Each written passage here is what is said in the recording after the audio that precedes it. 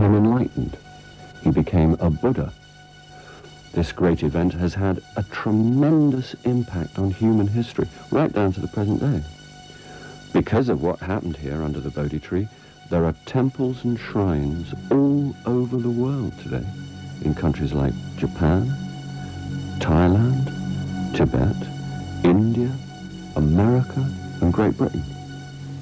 So who was Siddhartha? And what happened here under the Bodhi tree all those years ago? Why is it so important to the 300 million Buddhists all over the world today?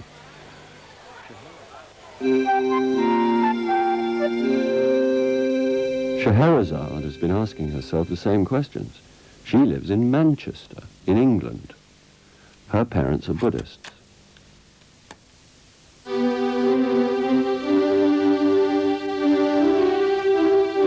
Prince Siddhartha grew up in a palace. He lived a very comfortable life with rich food, music, and entertainment. He even had his own parks and swimming pool in the palace gardens. But although he seemed to have everything a young prince could want, one day he saw 4 things which changed his life forever. Come on, Shez, it's time to go.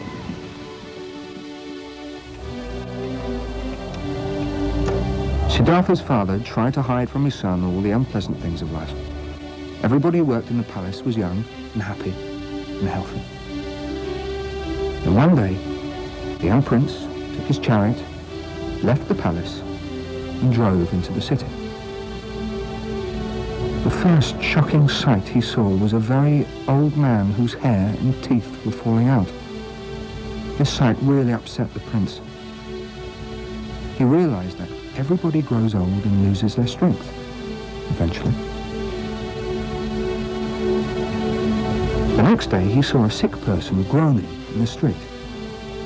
It was the first time Siddhartha had ever really seen someone sick. Now he saw that to get sick and suffer is part of life.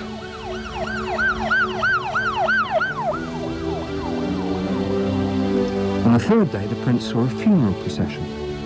He had never thought about people dying, and that he'd have to die someday too. That really shocked him.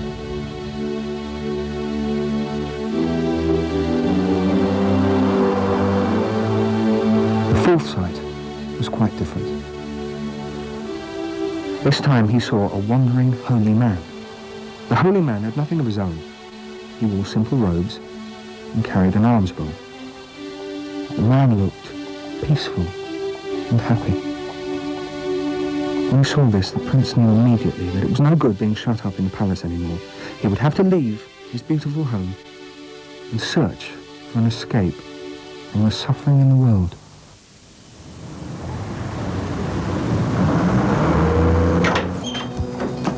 Hello, come in.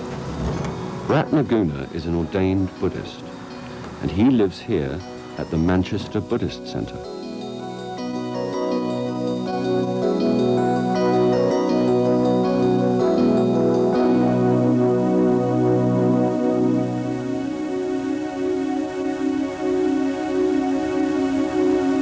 These pictures tell the same story as my book. They're called the 4 sights. There's sickness, old age, death, and the holy man. That's just where I got to in my book. Siddhartha saw those things when he left home. Shall I tell you what happens next? One day, Prince Siddhartha went out of his palace gates for the last time. He changed his princely clothes for simple robes. He cut off his hair and walked into the jungle. He became a wandering holy man. He tried all sorts of teachers. He even tried the ascetic life and tried to live off 1 grain of rice a day. He almost starved to death. But he wasn't getting any nearer to the answers to his question. What question? The question of why there is suffering, sickness, old age and death. So he thought he'd try a different approach. He'd sit down under a Bodhi tree and meditate, and stay meditating until he found the answer. Did he? He meditated all night. At dawn, just as the sun rose, he knew he'd done it. He knew he had found the answer. He understood. He knew he was free. He was enlightened. He was fully awake. He had become a Buddha. What does that mean? Buddha? The one who is awake, fully awake to the truth. So that's what happened under the Bodhi tree. He found out the truth. He discovered enlightenment. Buddhism teaches that if he could, I can. So can you. So can anybody. Is that what the Buddha looked like? I tell you what, let's go and see Nawa Priya. He's making a clay model of the Buddha now.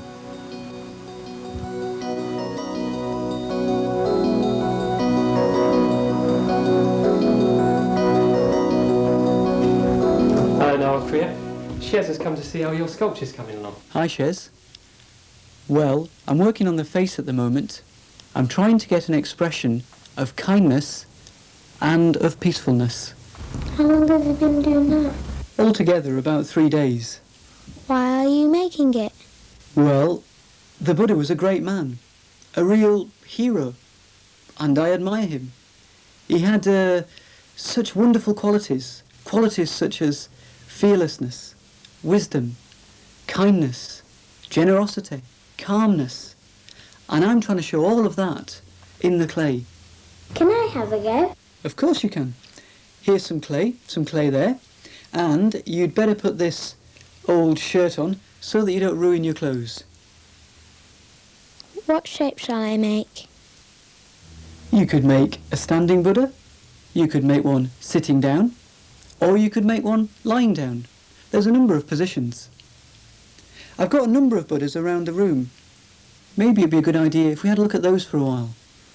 What about the face? The faces are all different.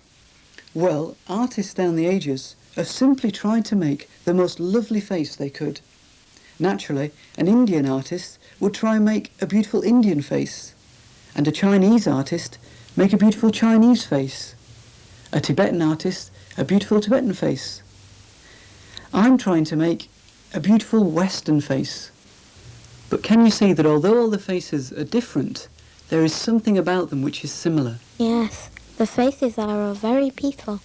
Their eyes are closed or nearly closed. Why is that? That shows that the Buddha is meditating. If you look carefully at the mouth, you can see that there's ever such a gentle smile too. So you could try and make your model have a happy, gentle and peaceful face. What about the hands? Well, there's many different ways of showing the hands. The most common is this one. And this one means I'm meditating. Do you want to try it? Just put one hand on top of the other and gently touch the thumbs together and then rest them in your lap. That's it. That one means I'm fearless. The Buddha wasn't afraid to leave home and find out the truth for himself. Try that one too if you like. You put your hand in front of your heart as though you're stopping someone from hurting you. That's it. And there's another one which means teaching. And it's like turning a little wheel, like that. Because when the Buddha taught, people often felt like they had their ideas turned upside down, like that. Try it.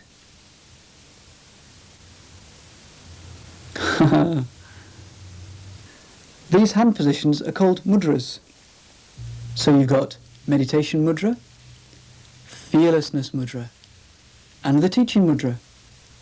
Which one do you like? I think I'll try the meditation one. It looks the easiest to make.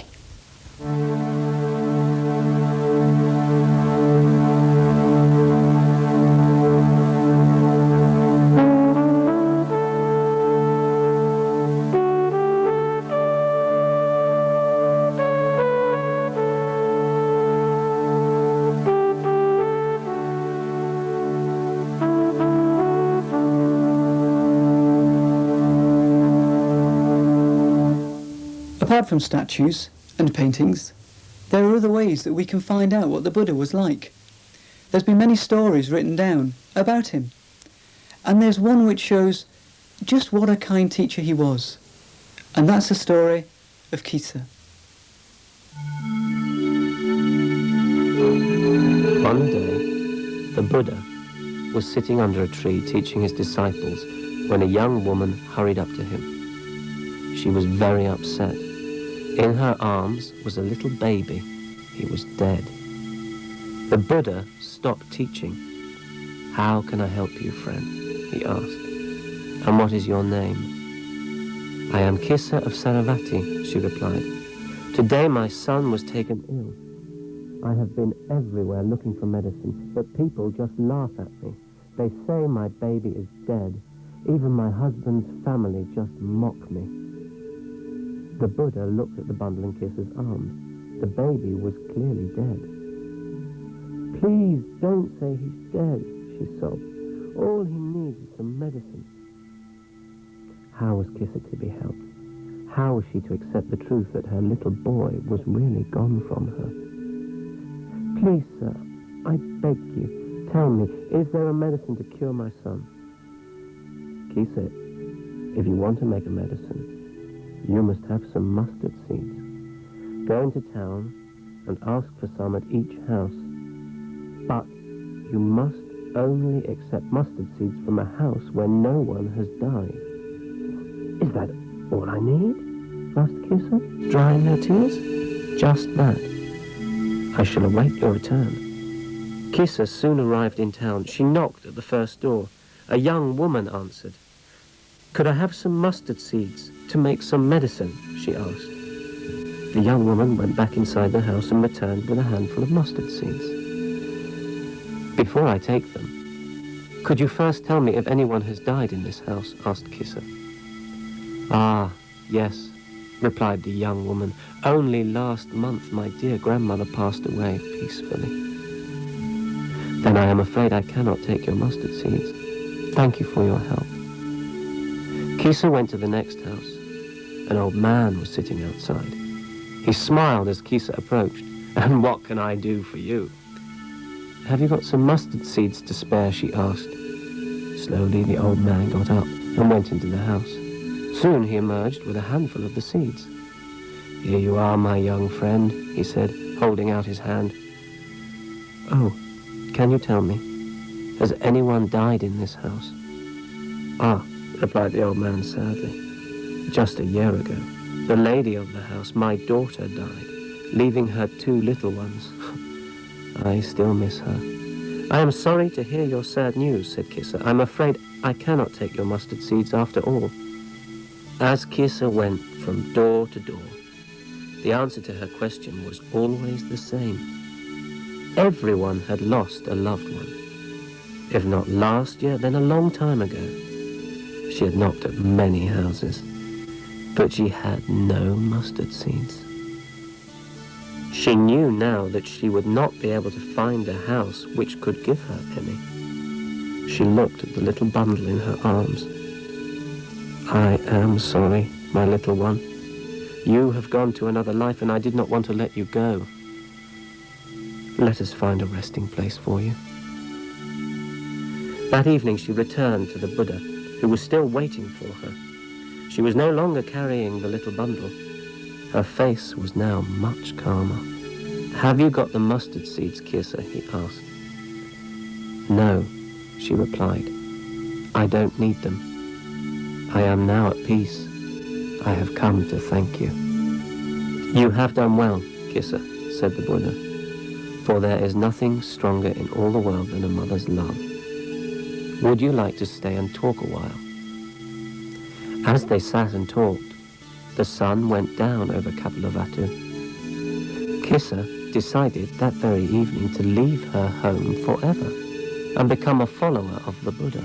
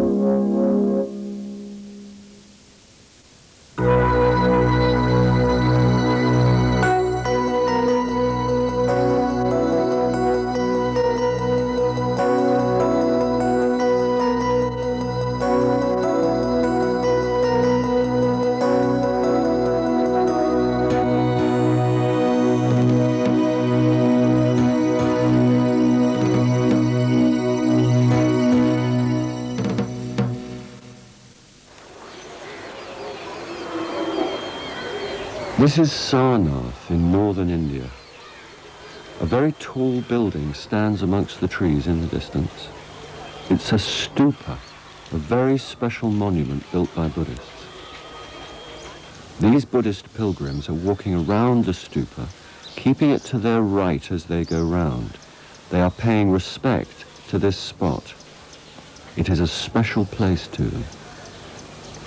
It was to this spot that the Buddha walked soon after he gained enlightenment under the Bodhi tree. Sarnath is about 120 kilometers from Bodh Gaya, a walk that must have taken about a week. Why did the Buddha come here? Why did he walk so far? 2,500 years ago, there was nothing here but forests where deer roamed freely, untroubled by the holy men who sometimes lived here. The Buddha came to Sarnath to find 5 old friends. He came to teach them the truth that he had discovered. An Indian king called Ashoka carved a great pillar 100 years later to mark the spot. The pillar reminds Buddhists that it was here the Buddha began to teach. It was here that he first taught the truth. Another name for the truth is the Dharma. This famous sculpture once sat on the very top of the pillar. The lion was a symbol for the Buddha. The truth that he taught was said to be like a lion's roar. These 4 heads remind us of that first and very important teaching of the Buddha. It is called the 4 Noble Truths.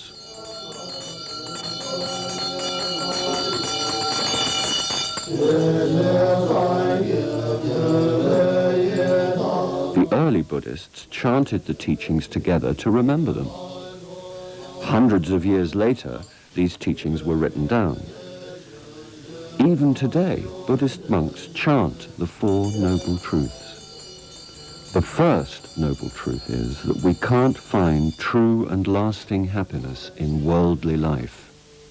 The second Noble Truth is that the reason for this is our own greed and selfishness.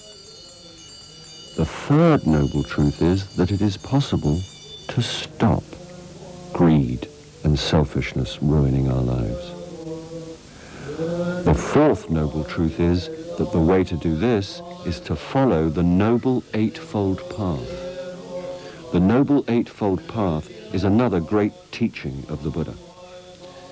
The 4 Noble Truths and the Noble Eightfold Path are a very important part of the Dharma, of the Buddha's teaching. The Buddha's teaching is to be found in many books, not just one special book. As Buddhism spread into different countries, the scriptures were translated into many languages. Here are just some of the teachings translated into English.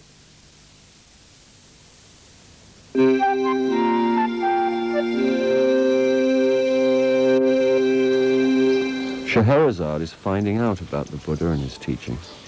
She would like to know more about it because both her parents are Buddhists. At last, the Buddha arrived at the deer park in Sarnath. It did not take him long to find his friends. There they were, sitting in the shade of the trees talking. As soon as they saw their old friend, they knew something had changed. Why did he look so different, they wondered? What had happened? The Buddha began to tell them about the truth he had discovered. He explained to them the 4 Noble Truths, about unhappiness, about greed, about stopping greed, and about following the path that leads to happiness. It's nearly ready now, Shez. Where are you up to in your book? The 4 Noble Truths. I don't really understand it. I'm not surprised. It's really difficult. Let me give you a practical example. This bike's been a lot of trouble, hasn't it? Yes, we had to go back to the shop with it 6 times. And do you remember how much you wanted this bike last Christmas? Yes, I looked forward to it so much. I was going to spend all my spare time riding around on it. I remember you going on and on about how great it was going to be when you had this new bike. Well, I didn't know it was going to be so much trouble. It should be fine once we get this stabiliser off. I think Joe's bike is a better colour than mine. I wish I got one like that. Well, Shez, I think you've just learnt the first noble truth that the Buddha taught. How's that? That this bike can't make you happy. It's too much to expect of it. It'll let you down, it'll go wrong, it'll break, or it'll go rusty. It just can't give you lasting happiness. Well, I'd be happy with Joe's bike. Would you? Don't you remember thinking you'd be happy with this one? It's wanting things so much that makes us unhappy. Wanting more and better things is greedy, really. And greedy people can never be happy for very long. That's the second noble truth. It's greediness and wanting that makes us unhappy. There, that should do it. The best thing to do is to stop thinking about Joe's bike and just have fun riding this one. In fact, that's the Buddha's third noble truth. It's if you stop being greedy and wanting things, you'll be able to be happy. Can I have a practice without the stabilisers now? Yeah. Let's go to the park. It's safer there.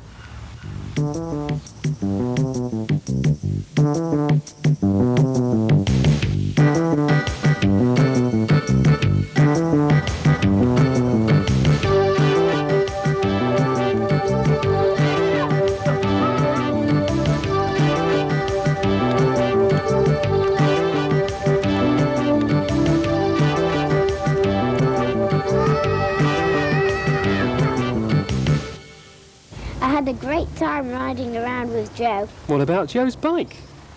Well, I sometimes found myself wanting it a bit. Well, Shez, that's the fourth noble truth.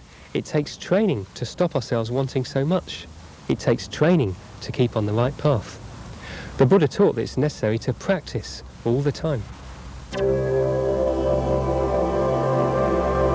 This is a Dharma chakra. It is a Buddhist symbol for the Dharma or teachings of the Buddha. It has 8 spokes to represent the teaching of the Noble Eightfold Path. By following this important teaching, Buddhists can train themselves in every aspect of their lives, in understanding, emotions, speech, action, effort, awareness, meditation, and work. These are Indian Buddhists doing health work in Pune. They are following the Noble Eightfold Path. They have given special thought to the 5th limb of the path, work. The correct name is right livelihood. The Buddha taught that one should not do work which harms other people or animals. So Buddhists don't want to make weapons or alcohol or drugs. These things are all harmful to people. They don't want to work as butchers either, because that harms animals. Instead, they are doing something that they know is really helpful. They are taking medicines to people who cannot afford them and teaching good health care. In this way, they practice right livelihood, but they will also remember the other 7 limbs of the Noble Eightfold Path. This morning, they began their day by meditating. Right meditation. As they work, they speak truthfully and kindly, right speech. They are considerate in their actions with others, right action. Buddhists are in training all the time. To help them train, they have 5 training guidelines or precepts. These precepts were taught by the Buddha.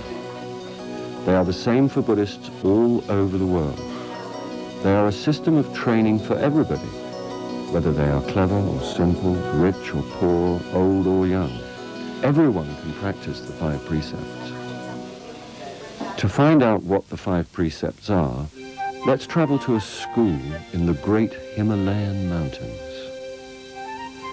The school is in Kalimpong in the north of India. It is a school for Tibetan refugee children. It is a Buddhist school.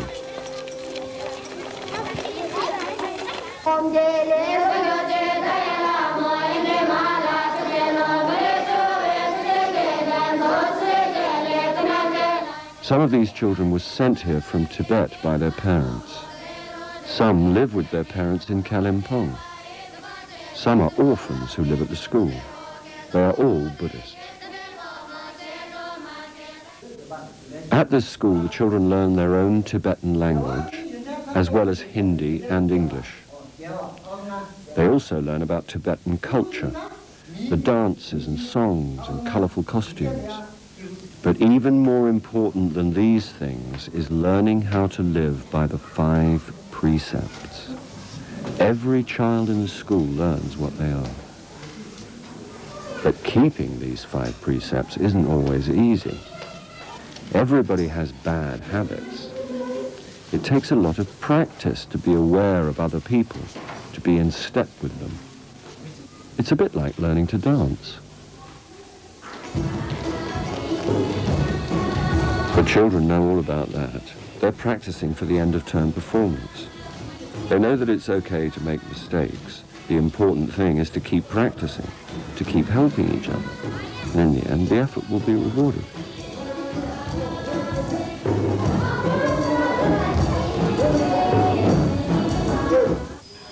The first precept is to be kind and helpful to all. Buddhists try not to harm any living beings.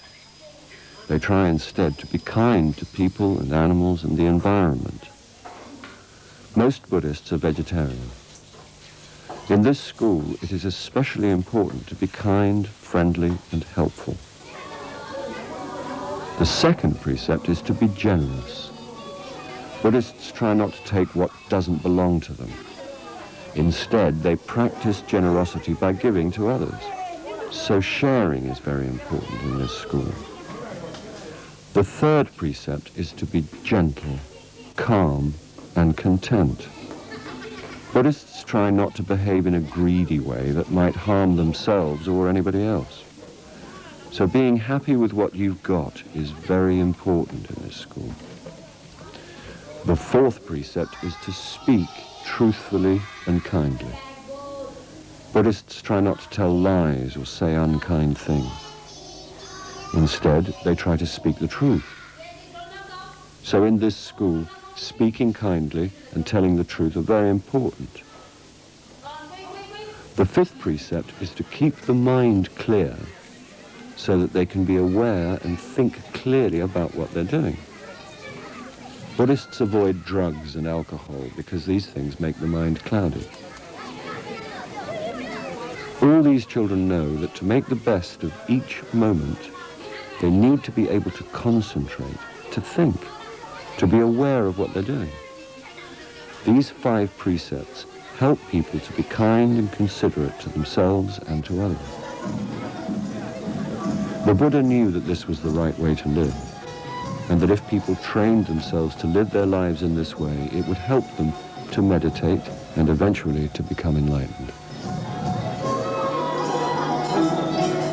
The Buddha once met someone who was far from kind and considerate, someone who had terrible habits, someone who had to stop and start all over again. A long time ago, far away in India, there lived a robber called Angulimala. He was a fierce robber. He had huge, wild-staring eyes, and his face was covered in the scars of many fights. Around his neck was the terrible necklace of fingers from which he took his name. Angulimala means necklace of fingers. There were nearly 100 fingers on the necklace. Some were dried and shriveled. They were months old. Some were still red with blood. Fingers he'd chopped off his victims only recently. One day, he was sitting on a rock outside his den, sharpening his sword. Just then, a man came round the corner, walking slowly and calmly. He was dressed in yellow robes and carried an alms bowl. It was the Buddha, the Holy One. "Who is this, walking past my den?" thought Angulimala. "Who dares come so near? He can start my finger collection for the day. I'll teach him a lesson." Slowly and calmly, the Buddha walked past the rock. Down jumped Angulimala, running after the Buddha, whirling his sword through the air. But run as he might, he found he couldn't catch up with the Buddha, even though the Buddha was walking slowly and calmly as ever. "Stop!" shouted Angulimala. "Stop still!" The Buddha turned round and looked at Angulimala in the eye. "I have stopped. I am still, Angulimala. It is you who needs to stop still." "Don't try to fool me," shouted Angulimala, waving his sword. He was really furious. "I can see you were moving." "Ah," said the Buddha. "I meant something else." "Something else?" roared Angulimala. "You'd better explain yourself before I make you my first killing of the day." "That's just what I mean," said the Buddha. "I have stopped. I am still, because I never harm, I never kill. You can't stop. You'll never be still as long as you harm, as long as you kill." Now, no one had spoken to Angulimala like that before. He was getting a bit worried. This man clearly wasn't afraid of him. He became even more furious. "Don't you know who I am?" he screamed. "I am Angulimala, the robber with the necklace of the fingers. I am the terrible adventurer." "What you need, my friend, is a real adventure," replied the Buddha. "Friend," said Angulimala. "Did you say friend?" Suddenly, he felt sad. Very sad. His eyes filled with tears. Angulimala sat down. He thought of the terrible life he had lived. He remembered how one bad deed had led to another. The Buddha spoke. "Angulimala, would you like a new start? A real adventure?" "Adventure, you say?" said Angulimala, suddenly brightening up. "Yes, that's what I need.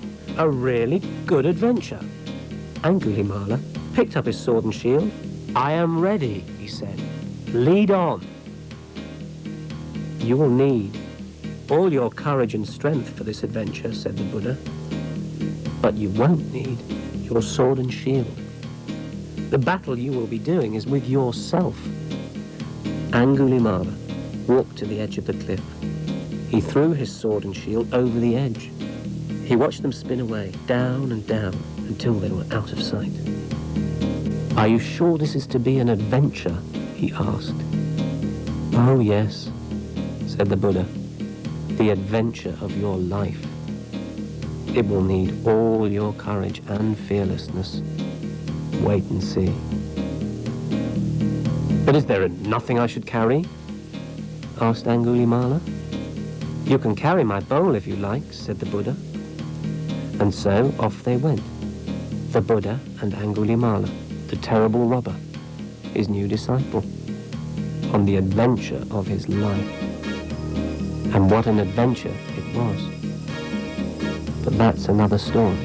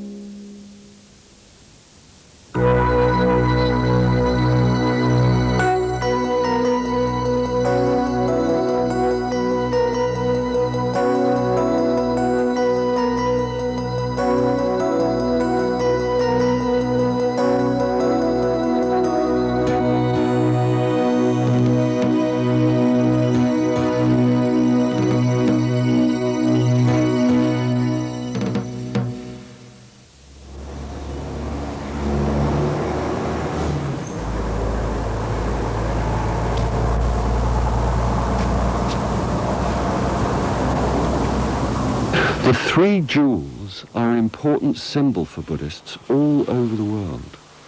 Jewels are something very precious, even priceless. The top jewel, which is a golden yellow color, represents the Buddha, the first human being to gain enlightenment. The jewel on the left is blue and represents the Dharma, the Buddha's teaching, or the truth. The Dharma is precious because it teaches the way to enlightenment. The third jewel is called the Sangha jewel. It is red. Red is a warm and friendly color. The jewel represents friendship, the special friendship between all those who follow the Buddha's teaching. The word Sangha means the gathering or the company of friends. So why do Buddhists regard the gathering of friends as so important?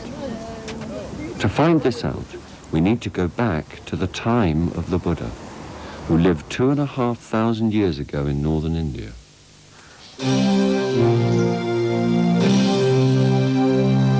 This is Grudrakuta, which means Vulture's Peak.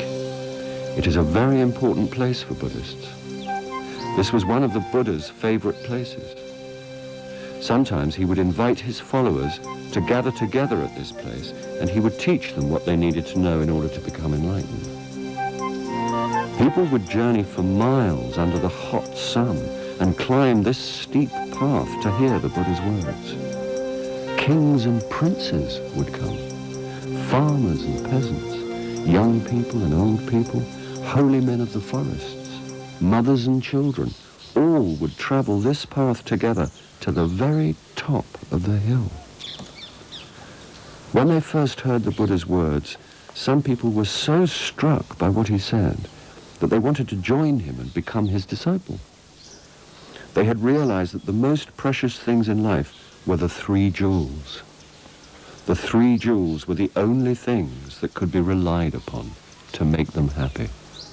So they would recite this verse: "To the Buddha for refuge I go, to the Dharma for refuge I go, to the Sangha for refuge I go."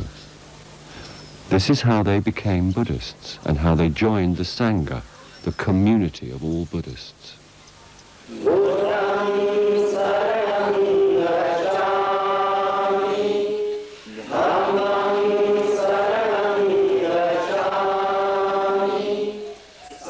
Even today, Buddhists, like these people in India, show that they are members of the Sangha by reciting the same verses in the same language in which they were recited 2,500 years ago. These words would have echoed from the top of Grudrakuta down through the forests and the bamboo groves. This bamboo grove is near Grudrakuta and was a gift to the Buddha from a rich follower. The Buddha often meditated and taught here in the cool shade. Friends and disciples would come and visit the Buddha and ask him for teachings. Then they would return to their work and their families. Some members of the Sangha left their homes, like the Buddha, and went to live in the forests and parks, meditating and practicing with their friends. Angulimala lived in the forest when he joined the Sangha. He became what we call a bhikkhu, or monk. Kisa also lived in the forest. She became a bhikkhuni, or nun. Together with other nuns, she spent all her time practicing the Buddha's teaching. It was easy to see who the monks and nuns of the Sangha were because they cut their hair short, just like the Buddha did when he left home.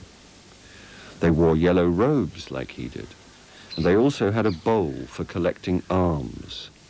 Each morning they would walk to the nearest village to receive gifts of food from the householders. Then they would return to the forest and eat their only meal of the day before noon. The householders were very happy to give food to the monks and nuns. It was a good opportunity to practice giving, an important practice for a Buddhist. The householder followers of the Buddha were called lay followers. Buddhism gradually spread across the world. As it became popular in a new country, it developed its own distinctive style. Look how different Buddhism can appear and sound in different countries.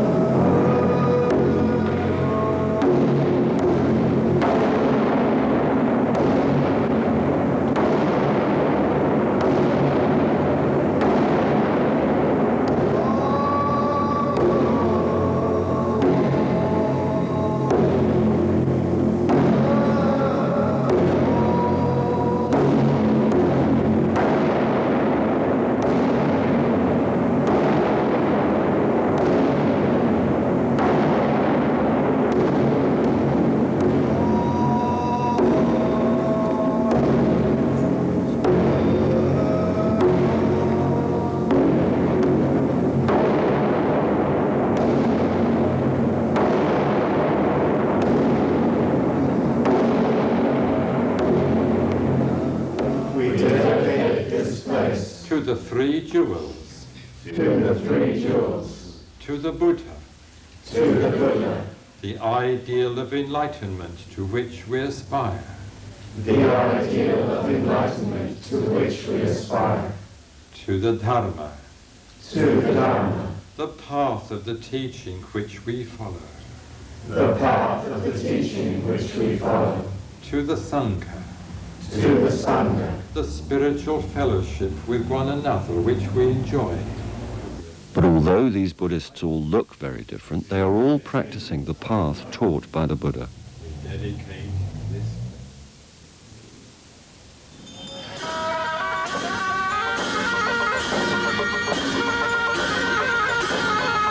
This is a Buddhist monastery in Ladakh. Some boys are training here to become monks. The boys are sent here by their parents from about the age of 7 or 8. Tubton is training to be a monk. He came here when he was 7. He has learned to speak English and writes to a pen pal in England.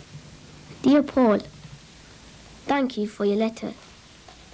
I am very well here at Rizang Monastery. All the monks are fine. All the children are fine. I am happy that summer is here again. In the winter, it is very cold, with snow all around. As you want to know about the daily life of the boys, I will tell you.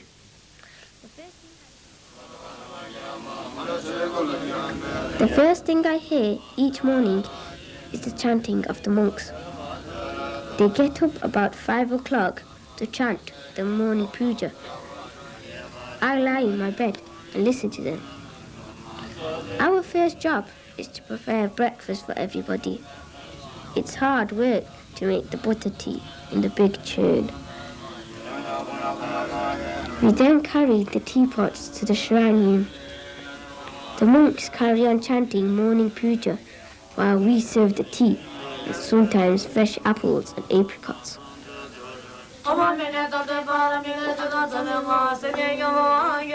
Then we can have our own butter tea.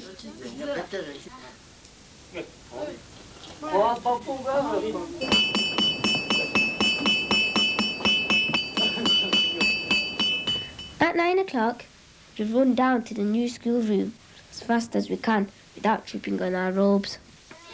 We all wear robes here to remind ourselves that we are training to be monks, followers of the Buddha. Long ago in the Buddha's day, his full-time followers wore robes and cut their hair short, so we do the same. We learn to read and write. Our main language is Ladakhi. Sometimes we learn English.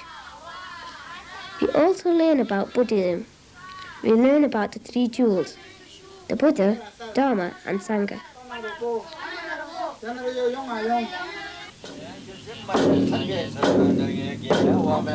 Everybody wants to learn how to play the drum, so we can play in the puja.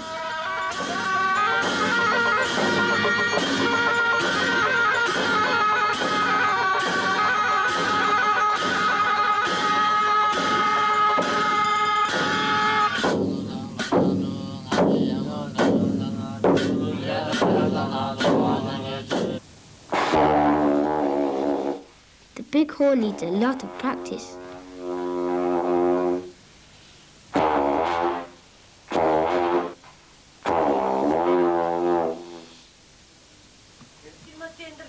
In the afternoon, it is time for work. Some of us help in the kitchen. We only eat vegetarian food here. If we mess about, one of the monks might tweak our ears.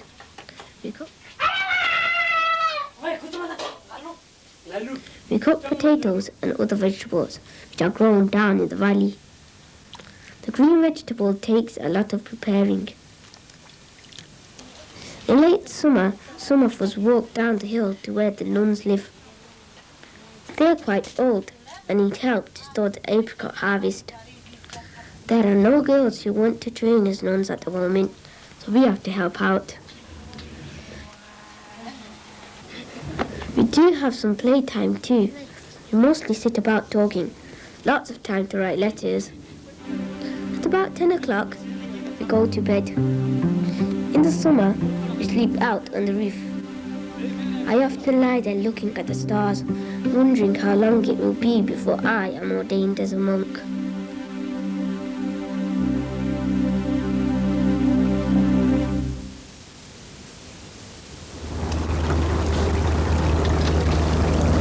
Many ordained Buddhists in the West don't live in monasteries or wear robes. They live in houses like this and wear ordinary clothes like Padmashuri. Padmashuri is a member of the Western Buddhist order. Is she a nun or is she a lay person? Hello, everyone. Hello. I'm neither a nun nor a lay person. I'm an ordained Buddhist. It's more important to me that I try to live by the Buddha's teaching as best as I can. I live in this house with 5 other women. We're all very good friends and help each other as much as we can. We all work together as well. This is our shop. We sell gifts, and the gifts come from many different parts of the world. All our profits help the Buddhist Sangha in different ways. For example, some money goes towards helping Indian village children get a school education, children who otherwise might have to beg in the streets. Sonia, We work together because it's a very good way to learn to be more patient and kind and friendly. Some of my ordained friends live differently. This is Jaya Devi. She lives with her daughter and teaches in a primary school. Many order members don't live or work with other Buddhists, but they keep in contact as much as they can. Sometimes they do have the chance to live together when they go on retreat. These women are on a Buddhist retreat in central India. Retreats can be just a day long or up to several weeks. Usually there's lots of time for meditation and study. They are very peaceful and very friendly. For Buddhists, this is a situation when they can really experience the Sangha jewel. Retreat centers are usually away from the noise and bustle of the world. Sometimes the retreats are for men, sometimes for women, and sometimes for families too. The children join in with their parents whenever they can. They also spend time playing together.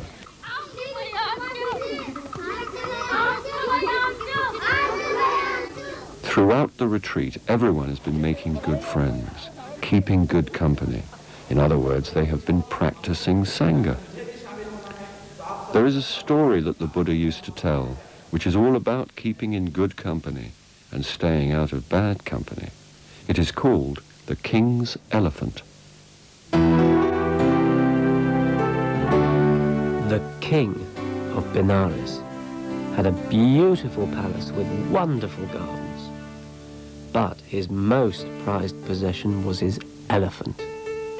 She was so gentle and kind that the keeper, Rajinder, trusted her completely. One morning, Rajinder visited her as usual, with fruits and leaves for breakfast. Before he knew what had happened, she'd picked him up in her trunk and threw him out of the stall, breaking his arm. She stamped on the ground and trumpeted loudly. No one else dared go near her. When the king heard about this, he was very upset. "You must go and see to my elephant," he said to the chief minister. "She used to be so gentle and kind, and now she has become dangerous. She must be ill.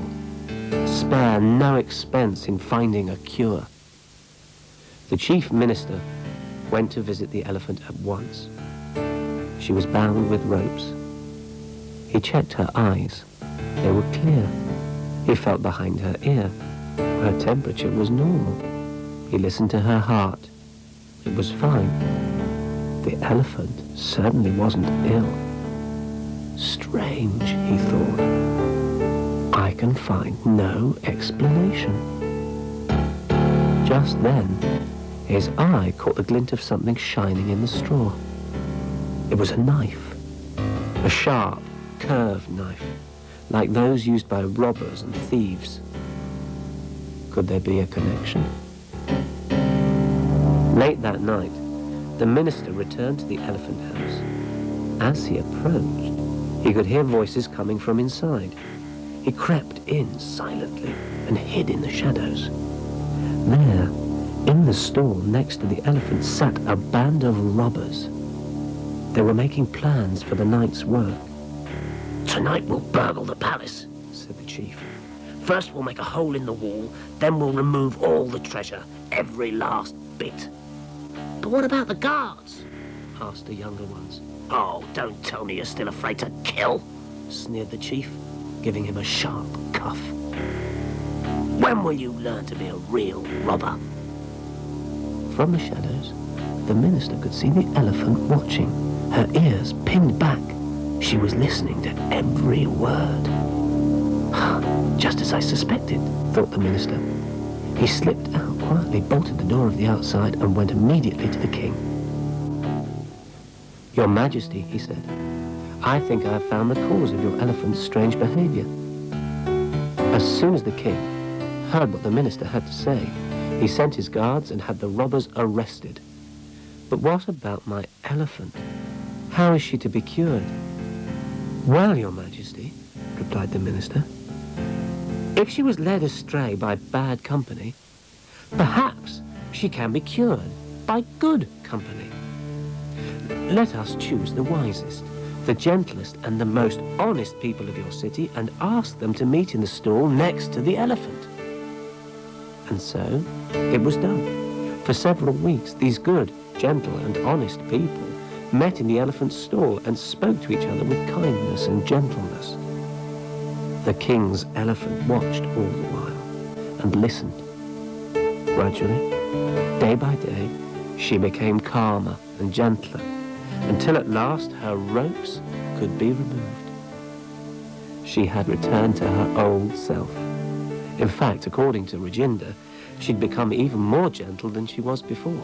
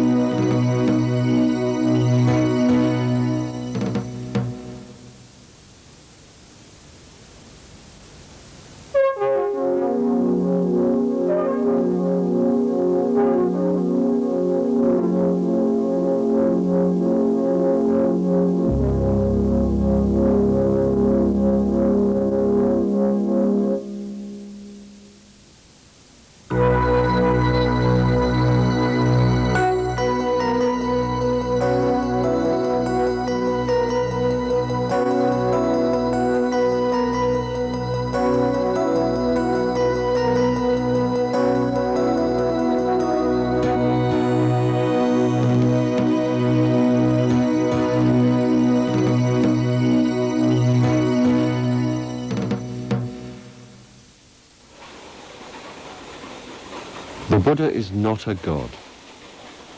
He was a human being who became enlightened.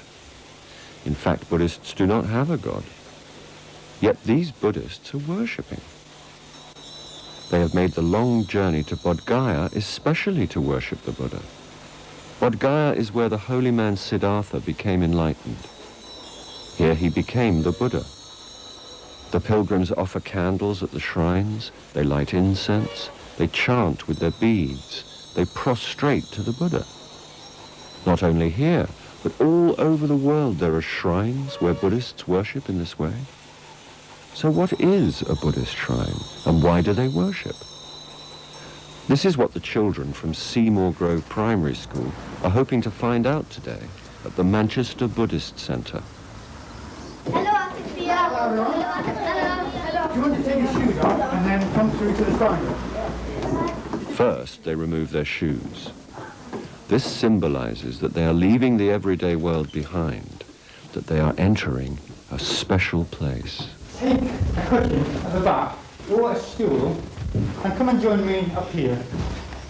This is a Buddhist shrine room where Buddhists gather to worship together. This is our shrine. The shrine is a place especially arranged to help us worship. The most important part of our shrine is the statue of the Buddha. When I look at the Buddha, I see what I can become, because I can gain enlightenment too. If you look around, you can see other things on the shrine too. What are the flowers for? The flowers represent, well, beauty, and they also represent that even the most beautiful things fade. So these flowers were bought a few days ago, and already you can see they're beginning to fade a little bit. And that reminds us that we will change, we will get older. Well, we are going to die someday, aren't we? And the flowers represent that we've got some time now, so we must take every moment to be friendlier, to be kinder. That's what the flowers represent, that things are changing, things are fading. What is the incense for? When you follow the Buddha's teaching, when you're kinder, when you're friendlier, each action has an effect. It has an effect on the world. Each small action has an effect. Just like the small bit of smoke from an incense stick covers a whole building, goes everywhere into the building, so with the Buddha's teaching. When we follow the Buddha's teaching, it has an effect all over the world. What are the candles for? And the candles represent the Buddha's teaching. The Buddha was called enlightened. That's what Buddha means, isn't it? An enlightened one. And the Buddha's teaching lights up the world. So in a dark room, when you bring candles in, what happens? It lights up the room. It lights up, doesn't it? And the darkness? Disappears. Just disappears. Do you worship the Buddha like the God then? So Buddhists don't actually believe in God. What we believe in is that the Buddha was born like us. He was born a human being. But he made great efforts, and eventually he became enlightened. He became the first enlightened human being. And following his example, following his teaching, we can become enlightened too. And since the Buddha, lots of men and women have become enlightened, like the Buddha. If he's not God, why do you worship him? Well, that's a very good question. Why do Buddhists worship the Buddha?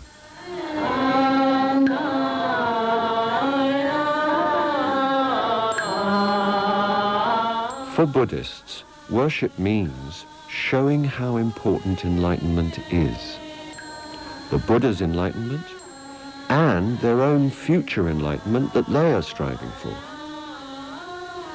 In fact, it's extremely important for Buddhists to be able to show their feelings through worship. Feelings of thankfulness to the Buddha, feelings of joy, happiness, confidence. All these emotions can be expressed through worship. All over the world there are places where Buddhists can worship. The name for worship is puja. This ancient temple in India was carved out of the hillside and is called a cave temple. Special pujas are celebrated on festival days. The most important is called Wesak. These Western Buddhists are celebrating Wesak. We reverence the Buddha And aspire to follow him. and aspire to follow him. The shrine has special decorations as well as the 3 traditional offerings of candles, flowers and incense. During the puja, offerings are made to say thank you for the teachings. They can show that the ideal of gaining enlightenment is the highest wish in their lives. They may bow down or even lie prostrate on the ground. It's a way of saying, there's nothing more important to me than this. By using worship to show how they feel, Buddhists develop even more devotion or faith, and this helps them in their other practices such as meditation.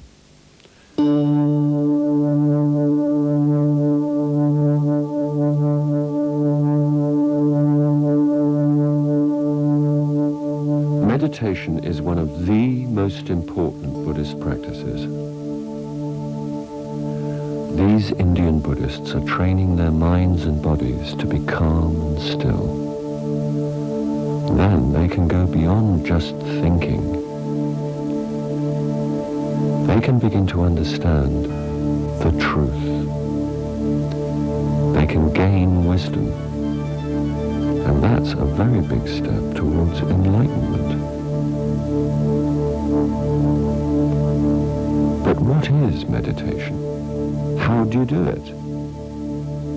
The children are hoping to find out by having a go themselves. None of them are Buddhists, but that doesn't matter. Anyone can meditate. There are a number of different ways of sitting in meditation. The most important thing is that you're comfortable.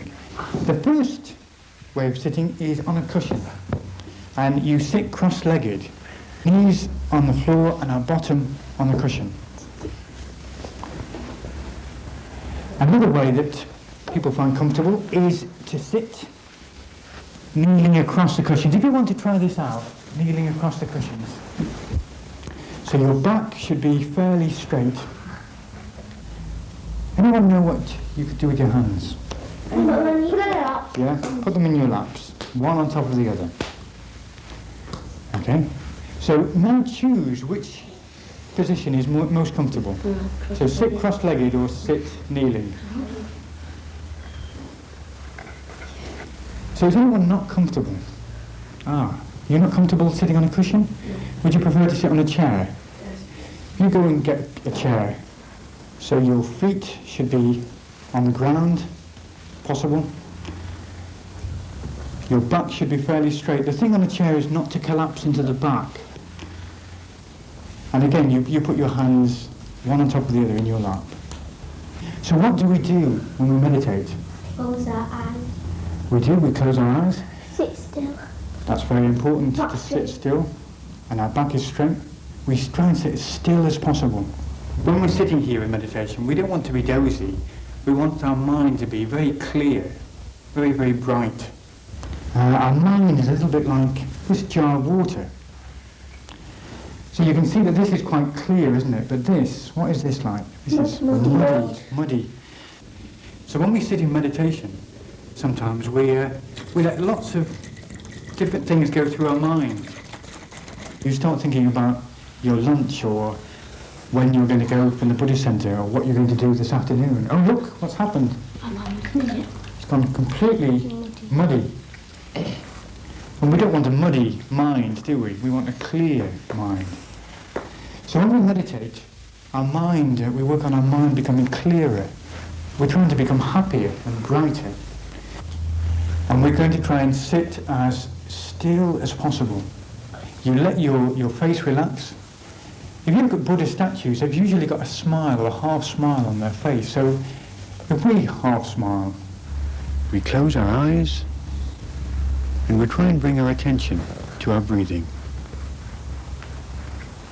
Enjoy just experiencing your natural breathing. Notice if you start to think about something else. Keep bringing your mind back to the breathing, keeping your face nice and soft, letting your mind become happy and bright and still. These children have just been introduced to Buddhist meditation. They would have a long way to go before they experience the mind of a Buddha, a mind that is perfectly clear and still like a vast lake. When the Buddha taught meditation, he said that to begin with, our mind often isn't clear. He said it is often like water in different states. The Buddha said the mind can be like the surface of a lake when the wind is blowing strong. The surface is choppy. Our minds are like this when we are troubled by anxiety, when we are restless.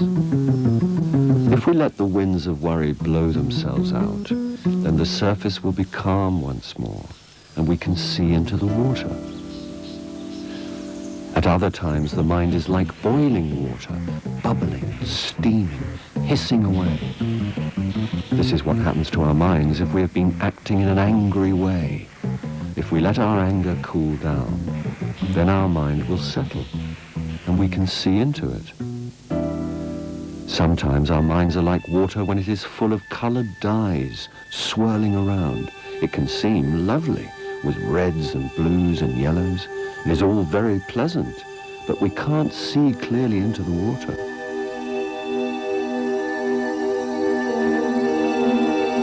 This is what happens when we are full of desire for food and comforts.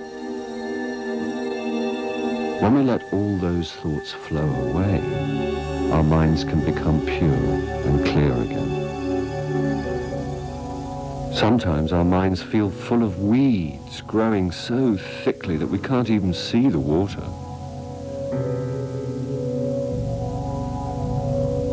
This is what our minds are like when we are sleepy and full of laziness. It isn't even possible to move through it. Even worse is when our minds are like stagnant ponds, full of foul-smelling mud and slime. There is no life there at all. This, said the Buddha, is when we have given up, when we don't believe we can do it, when we don't even want to try. We have no faith in ourselves anymore. We've lost confidence. For Buddhists, faith is believing that they can meditate, that they can keep going until one day they too will become Buddhas. Not everyone realizes that stilling the mind is the way to happiness. The Buddha once met a great king who had very different ideas.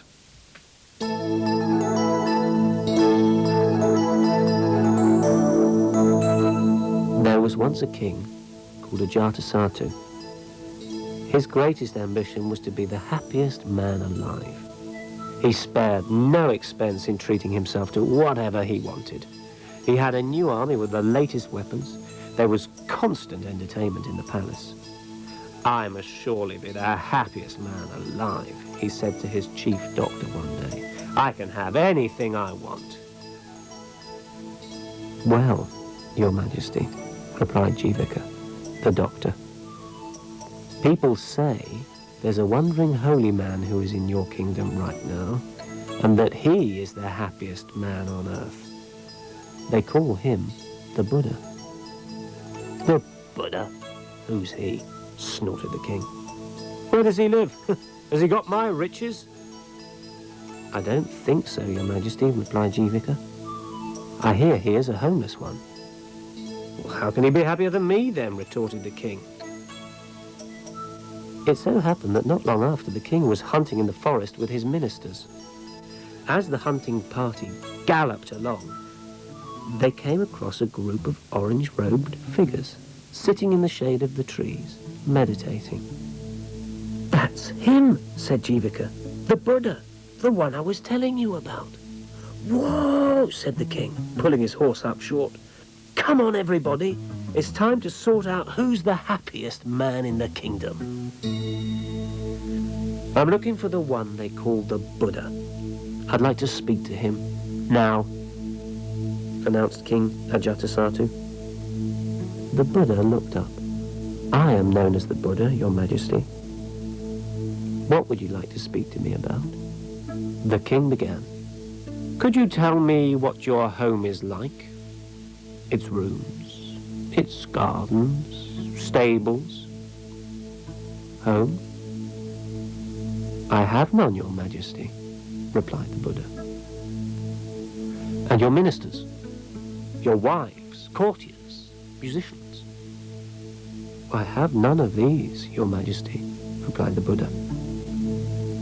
Well then, said the king, tell me about your gold and jewels and treasure houses.